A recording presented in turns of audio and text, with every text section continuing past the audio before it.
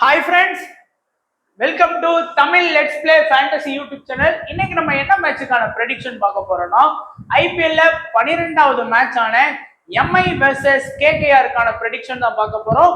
அதுக்கு முன்னாடி இந்த மேட்ச் நமக்கு திங்கட்கிழமை 31ஆம் தேதி மார்ச் 7:30 மணிக்கு ஆரம்பிக்கு. முதல் முறையா மும்பை அவங்களுடைய ஹோம் பிச்சான வான்கடே பிச்சில் இன்னைக்கு மேட்ச் ஆட போறாங்க. அண்ட் நம்மளுடைய டெலகிராம் சேனல் ஜாயின் பண்ணல அப்படின்னா ஜாயின் பண்ணிக்கோங்க. லிங்க் டிஸ்கிரிப்ஷன் பாக்ஸ்ல கொடுத்துருக்கோம். முக்கியமான அப்டேட் பிளஸ் பயணிட்டம் எல்லாமே நம்மளுடைய டெலகிராம் சேனல்ல கொடுத்துருக்கோம். மறக்காம ஜாயின் பண்ணி சப்போர்ட் பண்ணுங்க. அதே போல இன்ஸ்டா அண்ட் வாட்ஸ்அப் பேஜ்ல ஜாயின் பண்ணனாலும் ஜாயின் பண்ணிக்கோங்க. இன்ஸ்டால இனிமேல் ஃபுல்லா ஆக்டிவா இருக்க போறோம். டெய்லி ஏதாச்சும் ஒன்று ரீல்ஸ் நம்ம அப்லோட் பண்ணலாம் அப்படின்னு இருக்கோம். ஸோ இன்ஸ்டா பேஜை ஃபாலோ பண்ணாதவங்க ஒரு 1000 பேர் 5000 பேர் இந்த வீடியோஸ் பாக்குறீங்க. அட்லீஸ்ட் ஒரு இன்னைக்கு உள்ள இன்ஸ்டால ஒரு 1000 பேராச்சும் அந்த ஃபாலோவர்ஸ் தாண்டி போற மாதிரி கொஞ்சம் சப்போர்ட் பண்ணுங்க. மறக்காம இன்ஸ்டா யூஸ் பண்ற எல்லாருமே இன்ஸ்டா பேஜ்ல நம்ம சேனல் பேஜை ஃபாலோ பண்ணிக்கோங்க. அண்ட் நம்மளுடைய சேனல் சார்பாக கொடுக்கக்கூடிய இன்வெஸ்ட்மெண்ட் லீடர் போர்டு, அது போக முக்கியமான மேட்சுக்கெல்லாம் பைக்கு கொடுக்குறாங்க, கான்டெஸ்ட் போட்டு ஐபோன் கொடுக்குறாங்க. ஸோ இந்த மாதிரியான ஆப்பர்ச்சுனிட்டிலாம் நமக்கு எக்ஸல்11 ஆப்ல ப்ரொவைட் பண்றாங்க. அது போக ஆப் சார்பாகவே investment leader board, series leader போர்டுலாம் போயிட்டு இருக்கு. விளாடுவீங்க நம்புறேன். ஸோ இது வரைக்கும் தொடர்ந்து லெட்ஸ் பிளேல சூப்பரா விளாண்டுட்டு இருக்கீங்க. ஸோ அதை அப்படியே கண்டினியூ பண்ணுங்க. கண்டிப்பா உங்களுக்கான பிரைஸ் அப்படிங்கிறது டாப் 25ல வர்றவங்களுக்கு நல்ல பிரைஸ் அமௌண்ட் இருக்கு. மிஸ் பண்ணிடாதீங்க. லிங்க் டிஸ்கிரிப்ஷன் பாக்ஸ்ல இருக்கு. இது வரைக்கும் ஜாயின் பண்ணாத நண்பரா இருந்தீங்கன்னா ஜாயின் பண்ணிக்கோங்க. அண்ட் ரெண்டு டீமுக்கான ஹெட் ஹெட் பார்த்துடலாம். Mi versus KKR. மொத்தம் 32 மேட்ச்ல 17-15 வின் பண்ணியிருக்கிறாங்க. சாரி நண்பா, இந்த ஹெட் டு ஹெட் பேஜ் தப்பு. ஏன்னா இது நான் வேற ஒரு டீம் கூட போட்டதை கடைசி நேரத்தில் போட்டோ மாத்துறேன். அதனால ஹெட் டு ஹெட் மட்டும் கண்டுக்காதீங்க. நான் உங்களுக்கு டெலகிராம்ல அப்டேட் பண்ணிடுறேன். அண்ட் நம்ம வான்கடை பிச்சை பத்தி பார்ப்போம். பிச்சு போன வருஷம் வான்கடை பாத்தீங்கன்னா ஆஃப் சைடு 66 மீட்டரு, லெக் சைடுல 61 மீட்டரு. இருக்கிறதுலே நல்ல சின்ன பிச்சுன்னா அது இதுவா தான் இருக்கும். பேட்டிங்க்கு வேணுமா, செம்மையா பேட்டிங் சப்போர்ட் பண்ணும். நீங்க ரிப்போர்ட்லாம் பாருங்க, அவங்க சொன்னதுதான் 61 மீட்டரு, 66 மீட்டரு. அண்ட் ஸ்ட்ரெயிட்ல பாத்தீங்கன்னா நமக்கு ஒரு 72 மீட்டர் அப்படின்னு போட்டிருக்கிறாங்க. அதே போல இந்த பிச்சு பாத்தீங்க அப்படின்னா பெருசால பாத்தீங்கன்னா சப்போர்ட் கிடைக்காது. நீங்க நினைக்கிற மாதிரி ஒரு 150 மடக்கிடலாமா, அங்க வாய்ப்பே கிடையாது. பாருங்க 200+ அப்படிங்கிறது இந்த கிரவுண்ட்ல ஈஸியா வரக்கூடிய ஒரு ஸ்கோரா இருக்கும்.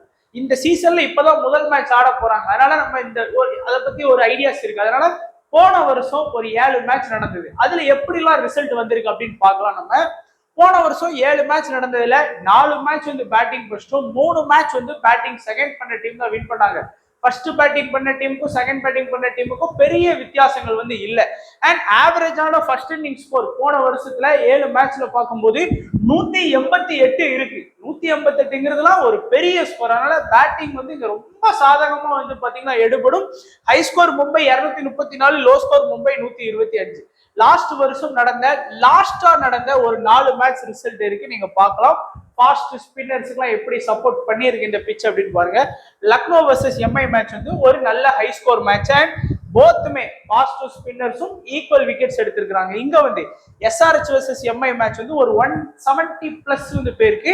And fast 8, spinner 3. இங்க கேகேஆர் வர்சஸ் எம்ஐ இப்ப விளாடக்கூடியது போன வருஷம் விளாண்டுருக்காங்க. அங்க 169. அதுவும் இது இருக்கிறதுல கொஞ்சம் லோ ஸ்கோர்னா இந்த மேட்ச் சொல்லலாம். அண்ட் ஃபாஸ்ட் 14, ஸ்பின்னர் வெறும் 5 விக்கெட் ஸ்கோர் பண்ணியிருக்காங்க. சிஎஸ்கே வர்சஸ் எம்ஐ ஒரு நல்ல ஸ்கோர் போயிருக்கு. இது மாதிரி இன்னைக்கு மேட்ச்ல நான் எக்ஸ்பெக்ட் பண்ற ஸ்கோர் என்ன அப்படின்னா, ஒரு ஸ்கோர் அப்படின்னு பார்க்கும்போது ஒரு 180ல இருந்து ஒரு 200 வரைக்கும் போறதுக்கு வாய்ப்புகள் இருக்கு. அதிகபட்சம் 200+, ஆனா 180ல இருந்து. அதே போல ஃபாஸ்ட் எவ்வளவு விக்கெட் எடுப்பாங்க அப்படின்னா, ஃபாஸ்ட் குறைஞ்சது இன்னைக்கு மேட்ச்ல ஒரு 7ல இருந்து 10 விக்கெட் எடுப்பாங்க. அதுவே ஸ்பின்னர் ஒரு 4ல இருந்து 6 விக்கெட் வரைக்கும் எடுக்கிறதுக்கு வாய்ப்பு இருக்கு. இந்த பிச்சில் எவ்வளவு ஸ்கோர் பண்ணாலும் சரி அதுக்கு ஏத்தாப்புல விக்கெட் போகும். இந்த மேட்ச்ல பாத்தீங்கன்னா 10 விக்கெட், இதுல 11, இங்க 19, இங்க 12. அதனால நம்ம இந்த மாதிரி விக்கெட்ஸ் எதிர்பார்க்கலாம். ஸோ ஸ்கோரு ஃபாஸ்ட் ஸ்பின்னோட ப்ரெடிக்ஷனும் இதுல இருக்கு. அடுத்ததா டைரக்டா நம்மளுடைய ப்ரெடிக்ஷன் ஆரம்பிச்சிடலாம். ஸோ ப்ரெடிக்ஷன் மும்பை நம்ம பங்காளி வந்து பாத்தீங்கன்னா நம்ம பங்காளியும் சரி நம்ம சிஎஸ்கே வந்தாலும் சரி 150 ரன் அடிக்கிறதுக்கு அவ்வளவு கஷ்டப்படுறோம். மற்ற எல்லா டீமும் பாத்தீங்கன்னா அசால்ட்டா அவங்க 300 அடிக்கிறதுக்கு கஷ்டப்பட்டுட்டு இருக்காங்க. நம்ம மட்டும்தான் 150 அடிக்கிறதுக்கு கஷ்டப்பட்டுட்டு இருக்கோம். பட் பரவாயில்ல, ஒரு காலத்துல 2 டீம் ராஜாவா இருந்ததுதான். கண்டிப்பா இவங்களால கம்பேக் கொடுக்க முடியும். மற்ற டீம் மாதிரி கிடையாது. கண்டிப்பா சிஎஸ்கே மும்பை டாப் 4 வர்றதுக்கு வாய்ப்புகள்லாம் இருக்கு. ஏன்னா ஒரு சில மேட்ச் தோத்துலாம் மும்பைலாம் ஒரு சீசன்ல தொடர்ந்து அத்தனை தோல்வி பண்ணிட்டு கடைசியில விளாண்ட எல்லா மேட்சும் உள்ள வந்து கப்பே அடிச்சிருக்காங்க. அதனால இந்த மாதிரி டீமை வந்து குறைச்சு மதிப்பிடக்கூடாது. அண்ட் இன்னிங்ஸ் ஓபன் பண்ணக்கூடியது ரோஹித் சர்மாவும் ரிக்லட்டன் ஆடுறாங்க.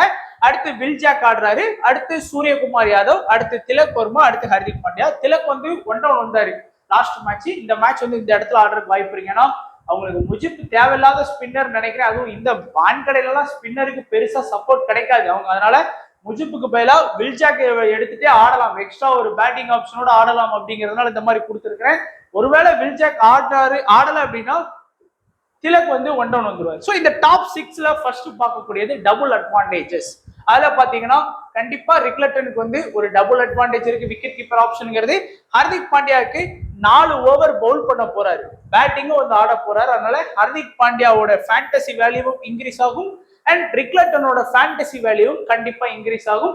அதே போல வில்ஜாக் வந்து உள்ள இருந்தார் அப்படின்னா கண்டிப்பா அவருடைய ஃபேண்டசி வேல்யூ இன்க்ரீஸ் ஆகும். ஏன்னா ஒரு 2 ஓவர் வரைக்கும் அவரும் பவுல் பண்ண போறாரு, பிளஸ் பேட்டிங் வாய்ப்பு இருக்கு. மொதல் மேட்ச் வந்து சிஎஸ்கேக்கு அகேன்ஸ்டாலாம் வந்து பவுல் பண்ணாரு, ஒரு விக்கெட்டும் ஸ்கோர் பண்ணார், 4 ஓவர்லாம் பவுல் பண்ணாரு. அதனால வில்ஜாக், ரிக்லட்டன், நம்மளுடைய ஹர்திக் பாண்டியா இந்த 3 பேருக்குமே ஃபேண்டசி வேல்யூ அப்படிங்கிறது கண்டிப்பா இன்க்ரீஸ் ஆகும். இப்போ ரோஹித் சர்மாவை பொறுத்த வரைக்கும் ஃபர்ஸ்ட் இன்னிங்ஸ்ல இன்னைக்கு பேட்டிங் வந்தார் அப்படின்னா நம்ம எப்படி இம்பார்ட்டன்ஸ் கொடுக்கலாம் அப்படின்னா, ரோஹித் சர்மா எப்பெல்லாம் ஃபர்ஸ்ட் இன்னிங்ஸ்ல வர்றாரோ அப்பெல்லாம் ரன்ஸ் வந்து நார்மலா அடிக்கிறாரு. ஃபர்ஸ்ட் இன்னிங்ஸுக்கும் செகண்ட் இன்னிங்ஸுக்கும் பெரிய வித்தியாசங்கள் இருந்தாலும் அந்த ஹை ஸ்கோர் அப்படிங்கிறது பெரும்பாலான இது வந்து அவருடைய ஃபர்ஸ்ட் இன்னிங்ஸ்ல இருந்து தான் வந்திருக்கு. அதுக்குன்னு செகண்ட் இன்னிங்ஸ்ல இருந்து வரவே இல்லைன்னு சொல்ல, ஃபர்ஸ்ட் இன்னிங்ஸ்ல இருந்து தான் ஒரு 80, ஒரு 70, ஒரு செஞ்சுரி கூட அடிக்கணும், அது ஃபர்ஸ்ட் இன்னிங்ஸ்ல இருந்து அடிக்கிறாரு. இந்த சீசன்ல 4 தான் ஆவரேஜ் வச்சிருக்காரு. ஆனா இந்த வெனியூல ரோஹித் சர்மா 33 ஆவரேஜ் வச்சிருக்காரு. ஸோ ஃபர்ஸ்ட் பேட்டிங் வந்தார் அப்படின்னா ரோஹித் சர்மாக்கு 70% கிட்ட உங்களுடைய டீம்ஸ்ல வந்து இம்பார்ட்டன்ஸ் கொடுங்க. செகண்ட் பேட்டிங் வந்தார்னா அவருடைய அதிகபட்சம் ஸ்கோரே வந்து ஒரு 20 to 25 இந்த மாதிரி தான் இருக்குது பெரும்பாலான மேட்சஸ்ல. அதனால ஃபர்ஸ்ட் பேட்டிங்க்கு ரோஹித் சர்மாவுக்கு வந்து இம்பார்ட்டன்ஸ் கொடுக்கலாம். அதுக்கு அடுத்ததான் ரிக்லட்டன் போத் இன்னிங்ஸ்லயுமே நல்லா ஆடக்கூடிய பிளேயர். பட் இந்த ஐபிஎல் சீசன்ல அவருடைய ஆவரேஜ் வந்து 9 தான் இருக்கு. இந்த வெனியூலயுமே அவர் ஆடல. போத் இன்னிங்ஸ்ல இருந்துமே நம்ம வந்து ரிக்லட்டன் இருந்து ஒரு 20 to 25 ரன் வந்து கண்டிப்பா கன்சிடர் பண்ணலாம். பட் ஐபிஎல் மாதிரியான லீக் ஆட மாட்டேங்காரு. இதுக்கு முன்னாடி நடந்த SA T20 மும்பை பிரான்சஸ் தான் ஆனாரு, விட்டு வெளுத்து வாங்கினாரு.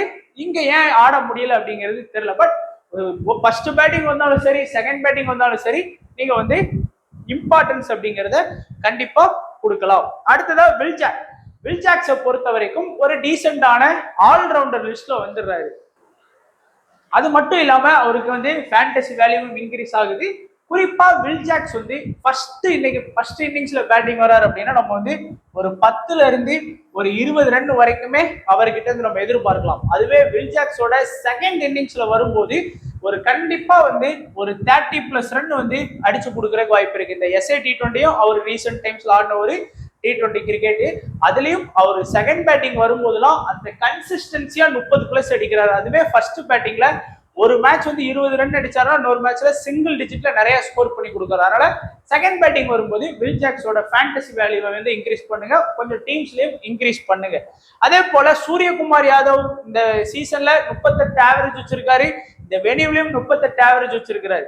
திலக் வர்மா இந்த சீசன்ல 35 ஆவரேஜ், இந்த வெனியூலயும் ஒரு 31 ஆவரேஜ். 2 பேருமே போத் இன்னிங்ஸ்லயுமே சூப்பரா ஆடக்கூடிய பிளேயர். ஃபர்ஸ்ட் இன்னிங்ஸ் தான் கிடையாது, செகண்ட் இன்னிங்ஸ் தான் கிடையாது, 2 இன்னிங்ஸ்லயுமே நீங்க குறையாம வந்து ஒரு 30 to 40 ரன் வரைக்கும் நீங்க வந்து சூர்யாவிட்ட இருந்து எதிர்பார்க்கலாம், திலக்கு கிட்ட இருந்தும் நீங்க கண்டிப்பா எதிர்பார்க்கலாம். அந்த லெவலுக்கு கன்சிஸ்டன்சி ஆடக்கூடிய பிளேயர். ஒரு 10 மேட்ச் ஆடுறாங்கன்னா ஒரு 8 மேட்ச் வரைக்கும் குறையாம 30 to 40 அடிச்சு கொடுத்துருவாங்க. ஏதாச்சும் ஒரு 2 மேட்ச் வந்து சிங்கிள் டிஜிட்லயோ இல்ல ஒரு 10 ரன்லயோ 15 ரன்லயோ அவுட் ஆறதுக்கு வாய்ப்புகள் இருக்கும். பட் 2 பேருமே போத் இன்னிங்ஸ்லயுமே நல்லா ஆடக்கூடிய பிளேயர்ஸ், முக்கியமான பிளேயர்ஸ். இந்த சீசன்லயே அவங்க நல்ல ஃபார்ம்ல இருக்கிறாங்க.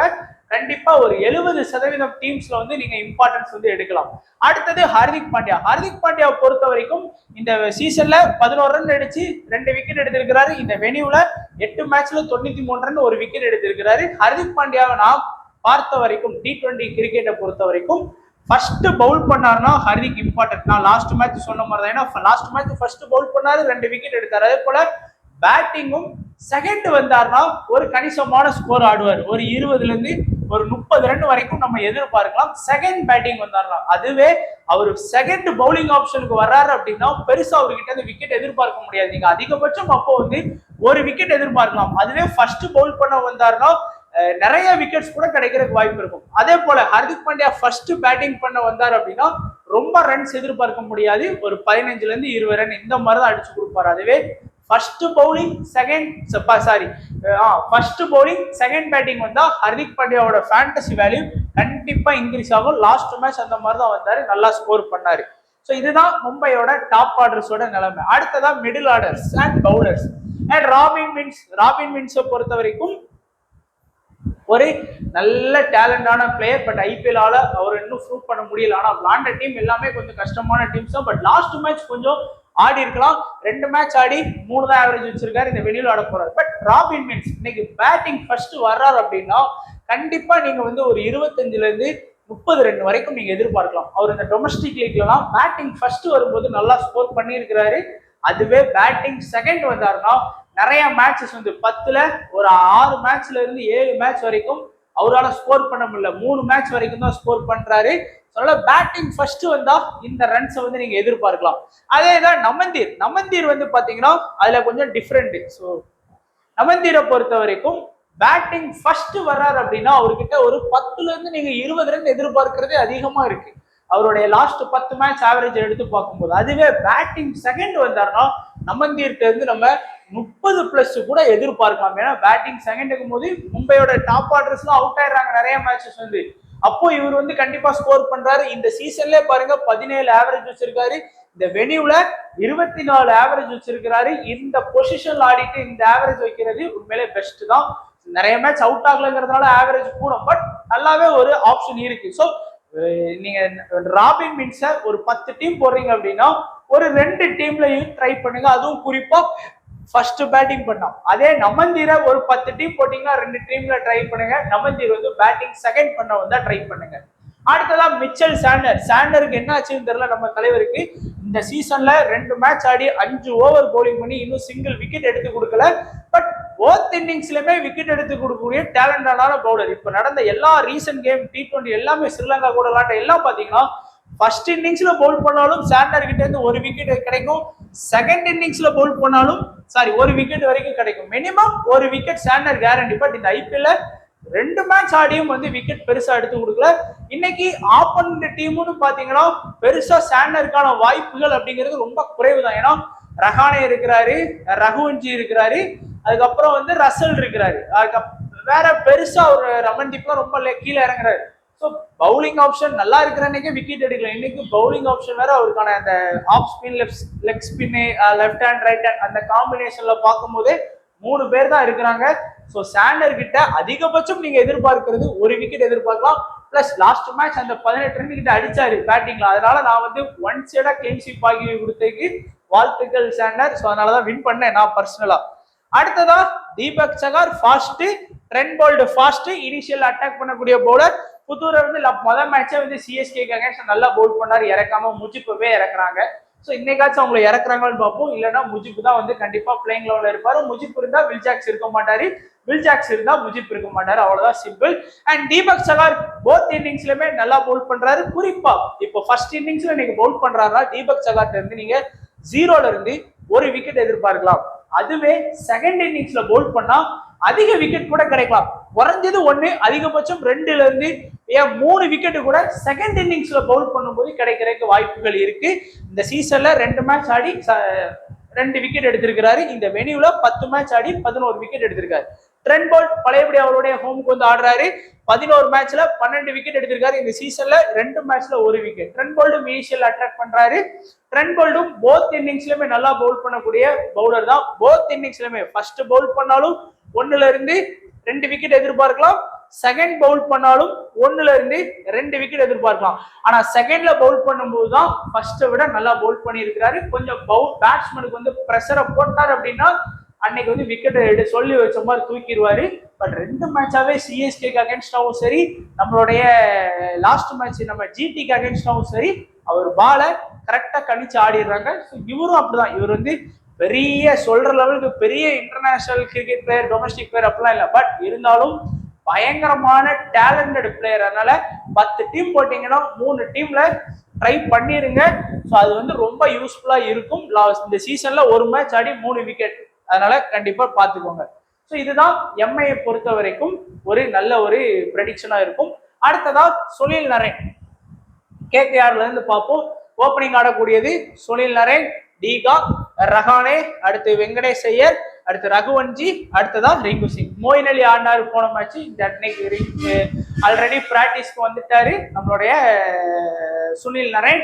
அதனால மோயின் அலிக்கு பதிலாக சுனில் நரேன் தான் இன்னைக்கு ஆடுவாரு. அண்ட் இப்போ வந்து ஒன்னொன்னா பார்ப்போம். சுனில் நரேனோட பிளஸ்ன்னு பாத்தீங்கன்னா ஃபர்ஸ்ட் பேட்டிங் பண்ணாரு அப்படின்னா கண்டிப்பா நம்ம வந்து ஒரு 30+ ரன் வரைக்கும் எதிர்பார்க்கலாம். ஏன்னா எந்த ஒரு ப்ரெஷரும் இருக்காது. வந்தா ஒரு ஓவர் பிடிச்சா கூட டப்புன்னு 2 4 ஒரு 6 அடிச்சு அடுத்த 4வது கோலே அவுட் ஆகி போயிடலாம். அந்த மாதிரி அவருடைய இதே வந்தோமா அடிச்சோமா கிளம்பணுமா இருக்கணும். அப்படிங்கிறதுனால அந்த ஃபர்ஸ்ட் வந்த உடனே 30+ ரன் அடிக்கிறது வந்து ஈஸி. அதுவே செகண்ட் பேட்டிங் வரும்போதுலாம் கொஞ்சம் கஷ்டப்படுறாரு. காரணம் என்னன்னா, இப்போ ஒரு டார்கெட் வந்து 200 வச்சுட்டாங்க அப்படின்னா சரி நம்ம கொஞ்சம் நல்லா ஆடி கொடுக்கணுங்கிறதுலே விக்கெட்டை விட்டுருதாரு. ஸோ செகண்ட் பேட்டிங் வந்தா ஒரு 10ல இருந்து 20 ரன் தான் அவருடைய ஆவரேஜ் இருக்கு. அதுவே ஃபர்ஸ்ட் பேட்டிங் வந்தா நல்லா இருக்கு. பவுலிங் எப்படி?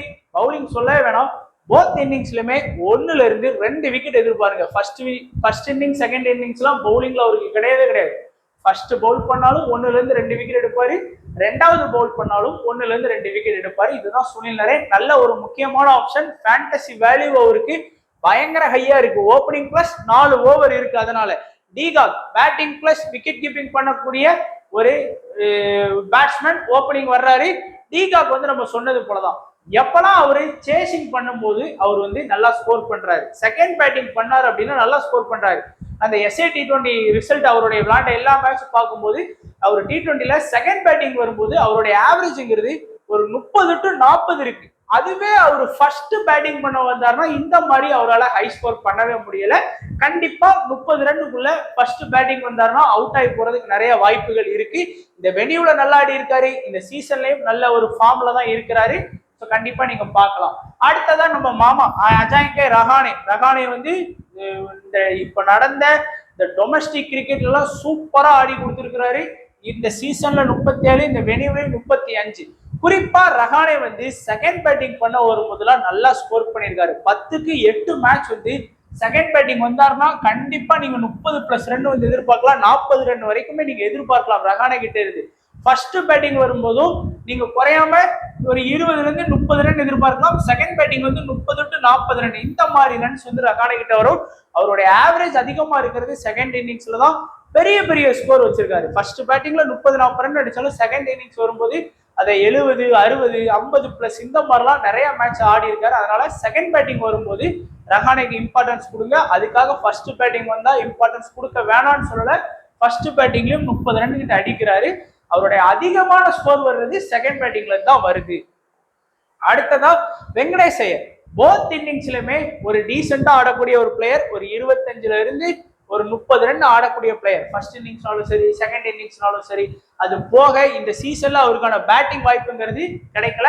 அண்ட் இந்த வெனியூல செம்மையா ஆவரேஜ் வச்சிருக்காரு. ஆல்மோஸ்ட் ஒரு 40 ஆவரேஜ் வச்சிருக்காரு. 5 மேட்ச் ஆடி 200 ரன் ஸ்கோர் பண்ண மாதிரி ஸ்கோர் பண்ணியிருக்காரு. அதனால வெங்கடேஷ் ஐயர் கிட்ட இருந்து 25ல இருந்து 30 ரன் வந்து கேரண்டியா அடிக்கலாம். அதே போல ரகுவன்ஜி, ஸோ நல்ல யங் டேலண்டட் பிளேயர். ரகுவன்ஜியை பொறுத்த வரைக்கும் ஃபர்ஸ்ட் பேட்டிங் தான். அவர் வந்து எப்பெல்லாம் ஃபர்ஸ்ட் பேட்டிங் ஃப்ரெஷ்ஷா வர்றாரோ அப்பெல்லாம் நீங்க 30 ரன் வந்து ரகுவன்ஜி வந்து ஃபர்ஸ்ட் பேட்டிங் வந்தா நீங்க எதிர்பார்க்கலாம். அதுவே செகண்ட் பேட்டிங் வந்தா அந்த ப்ரெஷரை வந்து அவரால் தாங்க முடியல, உடனே அவுட் ஆயிடுறாரு. ஒரு 10ல இருந்து 15 ரன் வரைக்கும் தான் செகண்ட் பேட்டிங்கோட ஆவரேஜ் இருக்கு. ஃபர்ஸ்ட் பேட்டிங் வந்தாருன்னா கண்டிப்பா உங்களுடைய டீம்ஸ்ல வந்து நீங்க இம்பார்ட்டன்ஸ் கொடுக்கலாம். ரிங்கு போத் இன்னிங்ஸ்லயுமே குறையாம ஒரு 20 to 30 ரன் ஆடி கொடுக்கக்கூடிய பிளேயர். பட் முன்ன இருந்த ரிங்லாம் இப்போ இல்ல. போன வருஷமே கொஞ்சம் சொதப்பினாரு. இந்த வருஷமும் முதல் மேட்ச் RCBக்கு அகைன்ஸ்டா சொதப்பினாரு. 2ஆம் மேட்ச் பேட்டிங் வாய்ப்பு கிடைக்கல. இந்த வெனியூலையும் ஒரு 24 அப்படிங்கிற ஒரு டீசென்ட் ஆவரேஜ் வச்சிருக்காரு. நம்ம குறையாம ஒரு 20 to 30 ரன்னுக்குள்ள ரெங்கு கிட்ட போத் இன்னிங்ஸ்ல இருந்துமே நம்ம வந்து எதிர்பார்க்கலாம். அடுத்ததா ரசல், முக்கியமான ஒரு பிளேயர் நினைச்சோம், பட் இந்த சீசன்ல அவரை பெருசா யூஸ் பண்ணல. பவுலிங்கும் கொடுக்கல, பேட்டிங்கும் முதல் மேட்ச் ஆர்சிபிக்கு அகைன்ஸ்டா வந்தாரு, 2வது பாலே கிளம்பி போயிட்டாரு, அடிச்சு அவ்வளவுதான் ஒரு 4 அடிச்சதோட சரி அந்த கிளம்பிட்டாரு.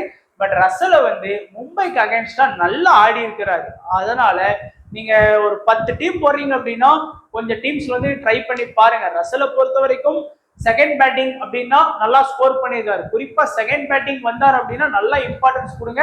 பட் ரசல் மாதிரியான பிளேயர்ஸ் வந்து நீங்க வந்து அட்லீஸ்ட் ஒரு கிராண்ட் லீக் டீம்லயாச்சும் கேப்டனா போடுறோம். அது ஃபிளாப்போ மைனஸ். ஏன்னா திடீர்னு ரசல் மாதிரியான players 100 fantasy point 200 fantasy point கூட வாங்கி கொடுப்பாங்க. அது எப்படின்லாம் சொல்ல முடியாது. அதனால இந்த மாதிரி பிளேயர்ஸ் வந்து அட்லீஸ்ட் ஒரு டீம்ல கேப்டன் வைஸ் கேப்டனா கண்டிப்பா போட்டுருங்க. அது இப்போதைக்கு அவர் ஃபிளாப்பான ரிசல்ட் தான் கொடுத்துருக்கிறாரு 2 மேட்சுமே. இருந்தாலும் பரவாயில்ல, 3வது மேட்ச் கொடுத்தாலும் பரவாயில்ல. கிராண்ட் லீக் டீம் போடுறவங்க கேப்டன் வைஸ் கேப்டன் ஆப்ஷன் எடுக்க. குறிப்பா செகண்ட் பேட்டிங் ரமன்தீப் மினிமம் பாத்தீங்கன்னா ஒரு 15ல இருந்து ஒரு 25 ரன்னுக்குள்ள அடிச்சு கொடுக்கக்கூடிய ஒரு பிளேயரை டீசென்ட் பிளேயரா தான் இருக்கிறாரு. ஸோ அவ்வளவுதான் இவங்களோட பேட்டிங் லைனப் பவுலிங் லைனப் எல்லாம் பார்த்தாச்சு. இப்போ முக்கியமான பவுலர்ஸ் மட்டும் பார்க்க போறோம். ஸோ ஹர்ஷித் ராணா, வருண் சக்கரவர்த்தி, ஸ்பென்சர் ஜான்சன், வைபவ் வராரா, இந்த 4 பவுலிங் ஆப்ஷன் எப்படி சூப்பரான பவுலிங் ஆப்ஷன். 4 பேருமே ஆல்மோஸ்ட் அவங்களுடைய 4 ஓவரை பவுல் பண்ணுவாங்க. மேபி ஸ்பென்சர் ஜான்சனுக்கு வேணா ஒரு சில ஓவர் கட் ஆகலாம், வைபவ் வராராக்கும் ஒரு சில ஓவர் கட் ஆகலாம். ஹர்ஷித் ராணா இந்த வெனியூல ஒரு மேட்ச் ஆடி 0 விக்கெட். இந்த சீசன்ல நல்லா பவுல் பண்ணியிருக்கிறாரு. போத் இன்னிங்ஸ்லயுமே ஹர்ஷித் ராணா வந்து விக்கெட் எடுப்பாரு. நம்ம இந்தியாவோட T20 ரிசல்ட் எல்லாம் எடுத்து பாருங்க, இதுக்கு முன்னாடி நடந்த போன வருஷம் நடந்த IPL கிரிக்கெட் எல்லாம் எடுத்து பாருங்க. போத் இன்னிங்ஸ்ல இருந்துமே மினிமம் 1ல இருந்து 2 விக்கெட் வரைக்கும் நீங்க ஹர்ஷித் ராணா இருந்து எதிர்பார்க்கலாம். அது ஃபர்ஸ்ட் இன்னிங்ஸா இருந்தாலும் சரி, செகண்ட் இன்னிங்ஸா இருந்தாலும் சரி. வருணும் அதே போலதான். போத் இன்னிங்ஸ்லயுமே 1ல இருந்து 2 விக்கெட் உங்களுக்கு கன்ஃபார்ம் எடுத்து கொடுக்கக்கூடிய பிளேயர். அது ஃபர்ஸ்ட்ல பவுல் பண்ணாலும் சரி, செகண்ட்ல பவுல் பண்ணாலும் சரி, நல்ல ஃபேண்டசி பாயிண்ட்ஸ் வாங்கி கொடுக்கக்கூடிய பிளேயர். அது போக அவருடைய 4 ஓவர் ஸ்பெல்ல வந்து கண்டிப்பா பவுல் பண்ணுவார். ஸ்பென்சர் ஜான்சன் இவரை எடுத்துக்கிட்டீங்க அப்படின்னா இந்த சீசன்ல 2 மேட்ச் ஆடி 6 ஓவர் பவுலிங் பண்ணி 1 விக்கெட். அப்போ சராசரியா ஒரு மேட்சுக்கு 3 ஓவர் தான் பவுல் பண்றாரு. அதுவும் 2 ஓவர் வந்து இனிஷியல்லே பவுல் பண்ணிடுவாரு. அங்க இனிஷியல் ஆடக்கூடியது யாரு? ரோஹித் சர்மா அண்ட் நம்மளுடைய ரிக்லட்டன். ரோஹித் சர்மா வந்து எப்பவுமே இந்த இடது கை பந்து போடக்கூடியவங்க பால்ல ரொம்ப வீக்கா ஆடுவார். அதனால ஸ்பென்சர் ஜான்சனுக்கு இன்னைக்கு 1 விக்கெட் கிடைக்கலாம். குறிப்பா ஃபர்ஸ்ட் பவுல் பண்ணார்னா இவருடைய பவுலிங் வந்து நல்லா இருக்கும். இந்த பிபிஎல்ல வந்து ஆனார் இந்த வருஷம் பிபிஎல். அப்போ எப்பெல்லாம் பிபிஎல்ல இந்த வருஷம் ஃபர்ஸ்ட் பவுல் பண்ணும்போது குறைஞ்சது 1ல இருந்து 2ல இருந்து 3 விக்கெட்லாம் எடுத்து கொடுப்பாரு. பிபிஎல்ல ஃபர்ஸ்ட் இன்னிங்ஸ்ல பவுல் பண்ணார்னா. அதுவே செகண்ட் பவுலிங் பண்ணாரு அப்படின்னா அதிகபட்சம் 1ல இருந்து 2 விக்கெட் தான் எடுத்து கொடுக்குறாரு. அது நான் பிபிஎல் எல்லா ரிசல்ட்டையும் வச்சு சொல்றேன். IPL டோட்டலா டிஃப்ரெண்டா இருக்கும், அதையும் ஞாபகம் வச்சுக்கோங்க. அதே போல வைபவ் வராரா, இவரும் வந்து எப்பெல்லாம் டீம்ல வந்து இம்பார்ட்டன்ட் மேட்சோ அப்பெல்லாம் வந்து நல்லா பவுல் பண்ணி கொடுக்கக்கூடிய பிளேயர். குறிப்பா ஃபர்ஸ்ட் பவுல் பண்ணாருன்னா இவரை மிஸ் பண்ணிடாதீங்க. ஏன்னா அவருடைய பிளஸ்ஸே அந்த ஃபர்ஸ்ட் இன்னிங்ஸ்ல நல்லா ஃப்ரெஷ்ஷான பால்ல பவுல் பண்றதுதான். குறைஞ்சது 1ல இருந்து 2 விக்கெட் எதிர்பார்க்கலாம். அதே இது நீங்க 2வது இன்னிங்ஸ்ல நீங்க பவுலிங் வர்றாரா குறைஞ்சது 0ல இருந்து அதிகபட்சம் 1 விக்கெட் வந்து நீங்க எதிர்பார்க்கலாம். இதுதான் வைபவ் வராராவோட இது. ஸோ இப்போ ஸ்மால் லீக்கு நான் யாரெல்லாம் ப்ரிப்பேர் பண்றேன்? 11 பேர்ல இந்த 9 பேரை நான் எடுத்திருக்கேன். Suryakumar Yadav, Trent Boult, Hardik Pandya, Rickelton, de Kock, Harshit Rana, Varun Chakravarthy, Sunil Naren, அஜாங்கியா Rahane. இதுல யாரையுமே நீங்க வந்து டிராப் பண்ண முடியாது. அந்த 10வது பிளேயரை வேணா யாரையாச்சும் வைங்க, 11வது பிளேயரா யாரை வேணாலும் நீங்க வைக்கலாம். நம்மளுடைய ப்ரெடிக்ஷன் பார்த்துருப்பீங்க, அதுக்கு ஏத்தாப்புல உங்களுடைய ஸ்மால் லீக்கை வந்து நீங்க செட் பண்ணலாம். ஸ்மால் லீக்கை பொறுத்த வரைக்கும் கேப்டன் வைஸ் கேப்டன்ல Hardik Pandya best captain vice captain. கொஞ்சம் ரிஸ்கான கேப்டன் வைஸ் கேப்டன் ஆப்ஷன்ல ரிக்லட்டன் சொல்றேன். அண்ட் வருண் சக்கரவர்த்தி, சுனில் நரேன் சேஃபான கேப்டன் வைஸ் கேப்டன். மோஸ்டா எல்லாருமே சுனில் நரேனை captain, Hardik Pandya vice captain. இதுதான் உங்க ஆப்போனன்ட் வர்றது. நீங்க சேஃபா போகணும்னு நினைச்சீங்களா அப்படியே போயிருங்க. ஆனா இந்த பிச்சில் பெருசா ஸ்பின்னருக்கு சப்போர்ட் கிடைக்காது. பட் நான் ரிக்லட்டன் மேல நீங்க கொஞ்சம் நம்புறதுனால ஈஸியா அட்லீஸ்ட் வந்து நீங்க ட்ரை பண்ணி பார்க்கலாம். பட் ஆப்போனன்ட் டீமோட பவுலர்ஸ் வந்து வருண் சக்கரவர்த்தி அப்புறம் நம்மளுடைய சுனில் நரேன்லாம் இருக்காங்க. ஸோ வருண் சக்கரவர்த்தி பால்ல அவர் அந்த எஸ்ஏ நம்ம சவுத் ஆப்பிரிக்கா T20 விளையாட போனவங்க இருக்கா, அப்பெல்லாம் அவர் பெருசா ஸ்கோர் பண்ணவே இல்லை இந்தியாவுக்கு அகேன்ஸ்டா. அதையும் கொஞ்சம் ஞாபகம் வச்சுக்கோங்க. பட் அதனால சேஃபா போறவங்களுக்கு நல்லது இந்த மேட்ச் என்னை பொறுத்த வரைக்கும். So small league over. இப்போ ஸ்மால் லீக்கு இருக்கும் சம்பந்தம் கிடையாது. கிராண்ட் லீக்ல 10 டீம் 15 டீம் அந்த மாதிரி போடுறவங்க இல்ல ஒரு 6 டீம் போடுறவங்களுக்கு இதை பாருங்க. போத் இன்னிங்ஸ்லுமே கேகேஆர்ல விக்கெட் எடுத்து கொடுக்கக்கூடிய டேலண்டட் பவுலர்ஸ் வந்து சுனில் நரேன், வருண் சக்கரவர்த்தி, ஹர்ஷித் ராணா. அதே போல இங்க வந்து மிச்சல் சாண்டர், ட்ரெண்ட் போல்ட், இந்த 5 பவுலருமே 2 இன்னிங்ஸ்லுமே நல்லா பவுல் பண்றாங்க. அது ஃபர்ஸ்ட் பவுலிங்கா இருந்தாலும் சரி, செகண்ட் பவுலிங்கா இருந்தாலும் சரி, 1ல இருந்து 2 விக்கெட் வரைக்கும் நீங்க எதிர்பார்க்கலாம். அதே போல இன்னைக்கு ஃபர்ஸ்ட் இன்னிங்ஸ் அப்படின்னு பவுல் பண்ணும்போது இன்னைக்கு கேகேஆர் ஃபர்ஸ்ட் பவுல் பண்றாங்க அப்படின்னா வைபவ் வரரா, ஸ்பென்சர் ஜான்சனை மிஸ் பண்ணாதீங்க. அதே இது நீங்க மும்பை இன்னைக்கு ஃபர்ஸ்ட் பவுல் பண்றாங்க அப்படின்னா ஹர்திக் பாண்டியாவை மிஸ் பண்ணாதீங்க, நல்லா பவுலிங் பண்ணுவாரு. அதே போல இன்னைக்கு ரெண்டாவது போத் இன்னிங்ஸ்லயுமே பேட்டிங் பண்றாங்க அப்படின்னா வெங்கடேஷ் ஐயர் வந்து போத் இன்னிங்ஸ்லுமே 25ல இருந்து 30 ரன், இவரும் 20ல இருந்து 30 ரன் அடிச்சு கொடுப்பாரு. இங்க வந்து ரிக்லட்டன், திலக் வர்மா, சூரியகுமார் யாதவ் இந்த 3 பேருமே நல்லா ஆடுறாங்க. பட் ரிக்லட்டன் வந்து ஐபிஎல் மாதிரியான பெரிய லீக் வந்து ஆட மாட்டேங்கிறாரு. அது ஒரு பெரிய மைனஸ் தான். மத்த லீக்ல வந்து நல்ல ஆவரேஜ் வைக்கிறாரு போத் இன்னிங்ஸ்லுமே, ஐபிஎல் வந்து அந்த மாதிரி வைக்கல. அடுத்ததா ஃபர்ஸ்ட் இன்னிங்ஸ்ல மட்டும் பேட்டிங் பண்ற மாதிரி வந்தது இன்னைக்கு கேகேஆர் அப்படின்னா சுனில் நரேனுக்கு இம்பார்ட்டன்ஸ் எடுங்க, ரகுவன்ஷிக்கு இம்பார்ட்டன்ஸ் எடுங்க. அதே போல ரோஹித் சர்மாவுடைய பெரும்பாலான ஹை ஸ்கோர் வந்து ஃபர்ஸ்ட் இன்னிங்ஸ் வந்ததுனால ஃபர்ஸ்ட் இன்னிங்ஸ்ல சொல்றேன். ராபின் மின்ஸுக்கு வந்து குறைஞ்சது ஒரு 25+ ரன் வந்து ஃபர்ஸ்ட் இன்னிங்ஸ்ல அடிச்சு கொடுக்க முடியும். அடுத்ததா செகண்ட் இன்னிங்ஸ் மட்டும் பாத்தீங்கன்னா டிகாக், ரஹானே, ரசல் இந்த 3 பேரையும் கொஞ்சம் கவனமா பாத்துக்கோங்க. இங்க பாத்தீங்க அப்படின்னா ஹர்திக் பாண்டியா, நமந்தீர் 2 பேருமே பேட்டிங் செகண்ட்னு வரும்போது நல்லாவே ஸ்கோர் பண்ணியிருக்கிறாங்க. அடுத்ததா கிராண்ட் லீக்ல கேப்டன் வைஸ் கேப்டன் வந்து நான் ரிஸ்கான ஆப்ஷன் கொடுத்துருக்கிறேன். நீங்க உங்களுக்கே தெரியும் இதுல இருக்கிற யாருமே பெருசா இது பண்ணியிருக்க மாட்டாங்க. ரோஹித் சர்மாவை கேப்டன் வைஸ் கேப்டனா எடுத்து பார்க்கலாம். கிராண்ட் லீக்ல அண்ட் ரிக்லட்டனை கேப்டன் வைஸ் கேப்டனா எடுத்து பார்க்கலாம். ஏன்னா இந்த பிச்சு வந்து நல்லா பேட்டிங்க்கு சப்போர்ட் பண்ணுங்கிறதுனால. ரசல் இது வரைக்கும் 2 மேட்ச்லயும் ஃபிளாப் இருந்தாலும் கேப்டன் வைஸ் கேப்டனா போட்டுருங்க கண்டிப்பா. அதே போல ரிங்குவையும் கேப்டன் வைஸ் கேப்டனா ட்ரை பண்ணுங்க. இந்த 4 பேர்ல அட்லீஸ்ட் யாராச்சும் ஒருத்தர் 2 பேர் வந்து நல்ல ட்ரீம் டீம் பாயிண்ட்டுக்குள்ள வர்றதுக்கு வாய்ப்பு இருக்கு. அடுத்ததான் நம்மளுடைய small league team. Small league டீமை பொறுத்த வரைக்கும் சேஃபா தான் எடுத்திருக்கேன். டிகாக், ரிக்லட்டன், சூர்யா, வெங்கடேஷ் ஐயர், அடுத்து திலக்கு, ரஹானே, ஹர்திக்கு, சுனில் நரேன், வருண், ட்ரெண்ட் போல்ட், ஹர்ஷித் ராணா. இங்க வந்து டிகாக், ரிக்லட்டன் தூக்கிட்டு ரோஹித் சர்மாவை எடுத்திருக்கிற இந்த டீம்ல சூர்யா, திலக், ரஹானே, நம்மளுடைய வெங்கடேஷ் ஐயர் எடுத்துட்டு ரசல் இதுல போட்டிருக்கேன். ஏன்னா ரசல் வந்து மும்பைக்கு அகேன்ஸ்டா நல்லா ஆடுவார் எப்பவுமே. அந்த காரணத்தினால இந்த பிச்சிலையும் நல்லா ஆடுவார். அண்ட் மற்றபடி எல்லாமே சேஃப் தான். கேப்டன் வந்து சுனில் நரேனை போட்டுருங்க, வைஸ் கேப்டன் வந்து ஹர்திக் பாண்டியாவை போட்டுருங்க. இல்ல ஹர்திக் கேப்டனாகவும் சுனில் நரேன் வைஸ் கேப்டன், இது சேஃப். வருண் சக்கரவர்த்தி ஆப்ஷன் இருக்கு, அதை வேணா நீங்க ட்ரை பண்ணலாம். இல்ல சூர்யா மாதிரியான பிளேயர்ஸ் கூட நீங்க ட்ரை பண்ணலாம், அது உங்களுடைய விருப்பம். ஸோ வீடியோ கண்டிப்பா பிடிச்சிருக்கும்னு நினைக்கிறேன். பிடிச்சிருந்தா லைக் பண்ணுங்க, உங்களுடைய ஃப்ரெண்ட்ஸுக்கு ஷேர் பண்ணுங்க. மறக்காம நம்மளுடைய இன்ஸ்டா பேஜை நீங்க ஃபாலோ பண்ணி ஒரு 1000 ஃபாலோவர்ஸுக்கு மேல ஏற்றிருங்க. அது உங்களால நினைச்சா முடியும். ஸோ எல்லாரும் சப்போர்ட் பண்ணுங்க. இன்ஸ்டா யூஸ் பண்ற எல்லாருமே பேஜை ஃபாலோ பண்ணிக்கோங்க. லிங்க் டிஸ்கிரிப்ஷன் பாக்ஸ்ல இருக்கு. ஸோ வீடியோ பார்த்த எல்லா நண்பர்களுக்கும் நன்றி, வணக்கம். தேங்க்ஸ் ஃபார் வாட்சிங் நண்பா.